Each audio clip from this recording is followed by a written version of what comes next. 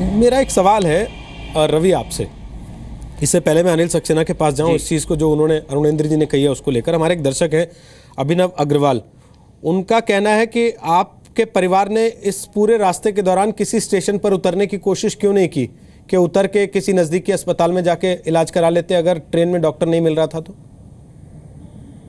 जी, इसके ये एक बहुत ही अच्छा प्रश्न। देखिए, प्रॉब्लम ये है कि हमारे पास 2 इश्यूज़ थे। एक मेरी बहन और एक मेरी माँ ऑलरेडी उस ट्रेन में ट्रैवल कर रही थी, और मेरे जो डैड थे उनकी इतनी बुरी हालत थी कि उनको एक मेरी बहन के साथ उठाकर एक हॉस्पिटल लेके जा पाना एक अनजान शहर में बहुत ही नामुमकिन सा बात था, जब तक कि रेलवे उसमें आके कुछ मदद ना करे। एक स्टेशन था, कीउल जंक्शन है, रास्ते में एक बहुत बड़ा स्टेशन है, और हमें ऐसा आश्वासन दिया गया था कि वहाँ पे मदद मिल सकती है। या बरौनी एक स्टेशन जो कि बहुत बड़ा है, हमें यदि कोई भी सहायता मिलती कि हाँ ये एक अस्पताल है, यहाँ पे हम आपको एडमिट कर रहे हैं, आप यहाँ रुकिए और रेलवे आपकी एटलीस्ट जब तक गार्जियन नहीं आ जाता हम आपकी मदद करेंगे, हम क्यों नहीं करते? क्या हम पागल हैं कि हम अपने मरते हुए पिता को ट्रेन में रखेंगे मरने के लिए? और ये बात कहना बहुत ही गलत बात है सर, कि मैं अकेली लड़की, मेरे पापा मेरे सामने ऐसे लेटे हुए हैं, और ये नहीं है कि मैंने ये ट्राई नहीं किया कि मैं अपने पापा को लेके स्टेशन में उतर ना जाऊं। ये मेरी पूरी तरह से मैंने ये ट्राई किया था, क्योंकि मेरे पापा को मैं हमेशा बैठा रही थी कि पापा आप बैठो और मैं आपको लेके उतर जा रही हूँ, मेरे मन में आया था और ये मैंने ट्राई किया है। क्योंकि अब मेरे पापा उठ के बैठ नहीं गए हैं, और यहाँ पे टीटी क्या कर रहा है कि मुझसे यही कह रहा है कि आप लेके बोलने का स्थिति भी नहीं था यहाँ पे, तो मैं पापा को लेके बैठ भी नहीं पा रही हूँ, तो मैं लेके उतरूँ कहाँ? और मैं अकेली माँ को लेके, और पापा इस हालत में उनको मैं उठा भी नहीं सकती, मैं उनको क्या करूँ? मैं इसमें कर ही क्या सकती कि मैं यही कर सकती, मैं डॉक्टर से मतलब ये करूँ कि मुझे डॉक्टर लेकर आइए, बस एक बार चेक तो करिए। मैं इस बीच में कहीं भी मुझे एक टीटी हेल्प मिल जाए, कुछ लोग मुझे वो अरेंज करके मैं उनके संग उतर जाऊँ, मैं उतर जाती, पर मैं अकेले कैसे उतरूँ? ये टीटी आके मुझे क्यों नहीं हेल्प किए? वो मुझे क्यों नहीं ये कहे कि हाँ मैडम आप यहाँ उतरिए, आपको मैं डॉक्टर, ये देखिए ये लोग आपके पापा को लेके जा रहे हैं, ये पूरी रेलवे की जिम्मे में है, आप इनके साथ जाइए और ये आपको एक हॉस्पिटल में लेकर जाएंगे। ये सब मुझसे किसी ने नहीं आके कहा, और ये मैं कहूँगी मेरी स्थिति आपको पता है क्या थी उस समय? बिल्कुल ठीक, मेरे सामने मेरे पापा तड़प रहे थे। बिल्कुल, मैं आपकी परिस्थिति को उस समय की समझ सकता हूं, और जो दर्शक हमारे सवाल पूछ रहे हैं वो भी शायद इसीलिए पूछ रहे हैं मधु, कि वो आपसे जानना चाहते हैं उस वक्त की परिस्थितियां क्या थी। इसलिए मुझे नहीं लगता कि आपको ये समझना चाहिए या आपको ऐसा लगे कि किसी ने संवेदनहीन तरीके से सवाल पूछा है। सबकी संवेदनाएं आपके साथ हैं और सब चाहते हैं कि जैसा आपके साथ हुआ वैसा दोबारा किसी के साथ ना हो। इसीलिए आज ये विषय टीवी पर है और आप परिवार में एक मृत्यु होने के बावजूद समय निकाल के यहाँ आके बैठी हैं, ये एक बहुत बड़ी बात है। हम इस चीज़ को अच्छे से समझते हैं। अरुणेंद्र जी, मैं एक चीज़ आपसे ज़रूर अंत में पूछना चाहता हूँ, क्या ये संभव, क्या ऐसा होता है कि रेलवे स्टेशन पर एम्बुलेंस उपलब्ध हो? क्या ऐसा होता है कि कोई मरीज हो इस परिस्थिति में हो तो वो एम्बुलेंस उसको नज़दीकी अस्पताल में ले जाने के लिए मदद करे? और क्या टीटीज़ को सबको इसके बारे में जानकारी होती है? एम्बुलेंस, देखिए टीटीज़ तो ट्रैवलिंग ट्रेन में चलते हुए ट्रेन का ध्यान रखते हैं, लेकिन एम्बुलेंस का जिम्मा रहता है स्टेशन मास्टर के पास। और हमारे पास 8000 स्टेशन हैं और सारे स्टेशन जो हैं बड़े स्टेशन नहीं हैं, करीब 4000 स्टेशन बहुत ही छोटे हैं। तो जो बड़े स्टेशनों पर, जैसे मैंने कहा कि ये जांच समिति बताएगी, अगर बताया गया और ये कहा गया कि पेशेंट की हालत ऐसी है कि उसको उतारना पड़ेगा और एम्बुलेंस बुलाइए, तो एम्बुलेंस भी बुलाई जा सकती है। क्योंकि एम्बुलेंस के लिए उसको रेलवे अस्पताल से भी आ सकती है, वहाँ रेलवे अस्पताल हो, या स्टेट गवर्नमेंट के अस्पताल से आ सकती है अगर स्टेट गवर्नमेंट के पास एम्बुलेंस हो। लेकिन स्टेशन पे एम्बुलेंस स्टेशन करना, ये केवल अभी सबर्बन स्टेशन बॉम्बे में आया है जहाँ पे लोगों को तकलीफ़ ज़्यादा होती है और वहाँ पे स्टेशन एम्बुलेंसेस अस्पतालों के लिए अपने रख रखी हैं। तो एम्बुलेंस बुलाने का तब शुरू होती है जब ये साफ साफ हो कि ये स्टेशन पे पेशेंट इस जगह उतरेंगे, इनकी हालत ख़राब है। लेकिन यहाँ पे जो मैं समझ में आ रहा है, वहाँ पे ये उम्मीद की जा रही थी कि डॉक्टर आके स्टेशन में देखे, प्लेटफॉर्म पे देखे और फिर बताए कि आगे क्या करना है। अब चूँकि डॉक्टर नहीं मिला और गाड़ी रोकते, कितनी देर रोकते, 1 घंटा रोकें, 2 घंटा रोकें, जब उतार के फिर लेके जाएँ, ये डॉक्टर अभी आ रहा है। ये चीज़ ऐसी है कि रात इस ट्रेन चलती ट्रेन में एकदम डिसाइड करना बड़ा मुश्किल है। जैसे मैंने कहा, ये चीज़ उस तरीके से अलग है कि जो कि आपको दूध दे दिया, पानी या खाना दे दिया, कुछ और चीज़ कर दी।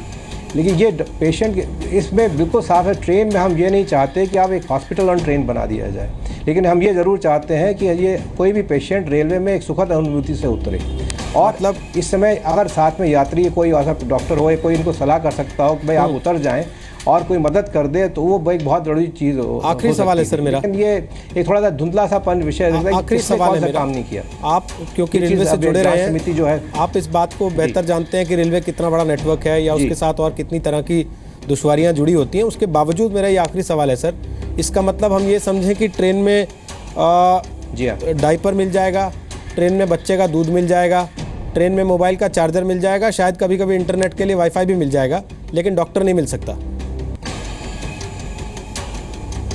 नहीं, ये मैंने बिल्कुल नहीं कहा। मैंने पहले ही कहा था कि ट्रेन में जब भी चार्ट बनता है उसमें डॉक्टर्स के नाम अंकित किए जाते हैं, और अगर ये साफ साफ कहा जाए तो कि डॉक्टर आपको चाहिए तो डॉक्टर कहाँ मिलेगा, ये उस समय किस जगह से ट्रेन पार हो रही है तब देखा जा सकता है। इन्होंने भैया मुझे बताया, अभी बातचीत में पता चला डॉक्टर आया था, लेकिन उन्होंने डॉक्टर ने कहा कि ये उनके हद से बाहर है या कुछ बात ही, देर से मिला उनको डॉक्टर, और सही डॉक्टर नहीं मिला। ये नहीं, रेलवे ने कोशिश पूरी करी तो वो डॉक्टर क्यों आता? डॉक्टर किसी ने बुलाया था इसलिए आया। तो ये डॉक्टर मिलेगा ज़रूर, लेकिन किस समय मिलेगा, ये किस जगह से ट्रेन पास हो रही है। आप कोटा में घाट सेक्शन है, वहाँ आपको पानी मिलने में तकलीफ होती है, डॉक्टर की तो बात बहुत दूर की समझिए। तो ये चीज़ बड़ी ऐसी चीज़ है जिस पर डिबेट कितनी भी करी जाए, लेकिन जो स्थिति क्या है उस समय वो देखनी पड़ेगी, और उस समय लोग कितने जागरूक हैं और क्या स्पेसिफिक ऑर्डर या डायरेक्शन दिया गया है कंडक्टर की रिक्वायरमेंट। कंडक्टर को साफ साफ कहने था ये पेशेंट की हालत ख़राब है, इनको उतारना पड़ेगा, ये स्टेशन पर उतर जाए। अगर ये कह दिया होता तो हो सकता है ये सारी तकलीफ होती नहीं। ये कोशिश की गई नहीं, डॉक्टर को बुलाइए, इस स्टेशन नहीं, अगले स्टेशन, अगले नहीं, उसके अगले स्टेशन। तो ये ऐसे आगे बात बढ़ती गई, फिर ट्रेन या तो खड़ा कर दिया जाए, फिर ट्रेन रोक दी जाएगी, जब तक डॉक्टर नहीं आएंगे। तो कुछ ना कुछ ऐसा डिसीजन लिया जाना चाहिए था जो कि ये बात आगे इतनी नहीं बढ़ती। और ट्रेन रोक के फ़ायदा क्या होने वाला है, इससे अच्छा ट्रेन स्टेशन तक पहुँचा दें। ये मतलब थोड़ा बहुत डिसीजन ऐसे लिए गए जो कि ऐसा अंजाम बन गया कि जो कि एक परिवार को इतनी दुख झेलना पड़ रहा है। तो ये सहानुभूति तो पूरी है, ये मैं नहीं कह सकता, लेकिन डॉक्टर रनिंग ट्रेन में पहले ऐसे प्रोग्राम बनाए गए थे। राजधानी में एक डॉक्टर रेलवे चलाती, करीब 2-3 साल चला ये प्रोग्राम, उसके बाद फिर वो ज़रूरत नहीं समझी, बहुत कोई डॉक्टर की मदद लेता नहीं था, वो हर कोई अपनी अपनी मेडिसिन लेके चलता था। तो ये चीज़ बड़ा मुश्किल है साफ साफ जवाब देना कि डॉक्टर उपलब्ध होगा कि नहीं होगा। ठीक है, उपलब्ध होगा, लेकिन कहाँ उपलब्ध होगा ये सब डिपेंड करता है कहाँ से ट्रेन गुजर रही है। ठीक, रवि लास्ट कमेंट आप कुछ कहना चाह रहे हैं, बोल लीजिए। जी, अरुणेंद्र जी का कहना यह है कि आप रेलवे में जा रहे हैं तो आप अपना खुद का डिवाइस खुद साथ लेकर चले, नहीं तो आप मरने के लिए तैयार रहें। अरुणेंद्र जी का कहने का सिर्फ यही मतलब है। अरुण कुमार जी को मैं पूछना चाहती हूँ कि ये इनका कहने का मतलब है कि इनके पास कभी भी किसी को भी इमरजेंसी लगे तो कोई डॉक्टर उपलब्ध नहीं होंगे, जिसकी भी तबीयत खराब हो रही है वो खुद भगवान के भरोसे रहे और वो उतर जाए, भले वो कहीं गड्ढे में जाके गिरे या जो भी हो। ये इनकी कोई कुछ भी नहीं है, जिम्मेदारी नहीं है, अपनी जिम्मेदारी अपनी उठाना ही नहीं चाहते हैं। हम हमारी आधी मतलब दुनिया इंडिया के लोग ट्रेन में सफर कर रहे हैं, वो किसके भरोसे, रेलवे के भरोसे, और वो क्या कर रहे हैं, 80% लोग रेलवे पे सुबह शाम आ रहे हैं और जा रहे हैं, और किस लिए, और उनकी तबीयत नहीं खराब होगी, और वो हो सकता है वो अकेले, ये तो आप बहुत अच्छा कह रहे हैं कि वो मैं थी और मेरी मम्मी की, हम उतार क्यों नहीं गए, मेरे पापा अकेले भी हो सकते थे, कि मेरे पापा अकेले तो अपने पैर में उतर के चले जाते डॉक्टर के पास, कि आप उनको किसी के भरोसे छोड़ते। सर मैं नहीं, मेरे पास ये नहीं था कि मैं उतार सकूं। आप अरुण जी, आप शायद फ्लाइट में ट्रैवल करते होंगे, मैं भी करता हूँ, मेरे पापा भी करते, सब करते थे, पर कभी आप उस स्थिति में रहते ना तो शायद मेरे पापा के बदले में किसी और की डेड बॉडी भी रहती। आपको ये समझने की बहुत ज़रूरत है कि मेडिकल फैसिलिटीज़, देखिए इसके दो पहलू हैं। एक तो पहलू ये है कि मेरे डैड की डेथ हो चुकी है और मेरी फैमिली करीबन पिछले 15 दिनों से उसको एक्सेप्ट करने की कोशिश कर रही है, कर चुकी है, नहीं कर चुकी है, करने की कोशिश कर रही है। हम उसके लिए इन्वेस्टिगेशन चाहते ही चाहते हैं, वो पहला पहलू है। दूसरा पहलू ये है, और ये बहुत महत्वपूर्ण पहलू है, कि इसके लिए आपने एक ट्रायल किया मेडिकल फैसिलिटीज़ देने की, वो सक्सेसफुल नहीं हुआ, उसको किसी और फॉर्म में करिए, एक नया सोल्यूशन लेके आइए, इसको थोड़ा आगे बढ़ाइए, उसको खत्म करिए। आपको पता है आसनसोल में जब मेरे डैड की बॉडी को उतारा गया, वहाँ के जो कर्मचारी जो बॉडी उतार रहे थे उन्होंने कहा कि अरे हमने 2 दिन पहले एक और बॉडी उतारी है। वो तो यहाँ पे आया नहीं, टीवी पे क्यों नहीं आया?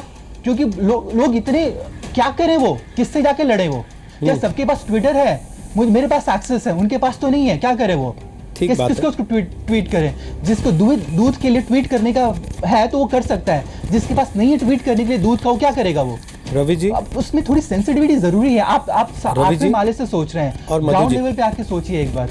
ज़रूर आपके दुख में सब लोग दुखी हैं, सब आपकी बात को सुन रहे हैं, समझ रहे हैं, और रेल मंत्रालय से हम ये उम्मीद करते हैं कि जहां वो इतने सारे इनिशिएटिव ले रहा है, तो आपने जो अंत में सुझाव दिया है कि कम से कम ऐसी एक व्यवस्था होनी चाहिए, और दूसरी बड़ी चीज़ कि संवेदनहीनता ना हो, कम से कम इस चीज़ का ध्यान रखा जाना चाहिए।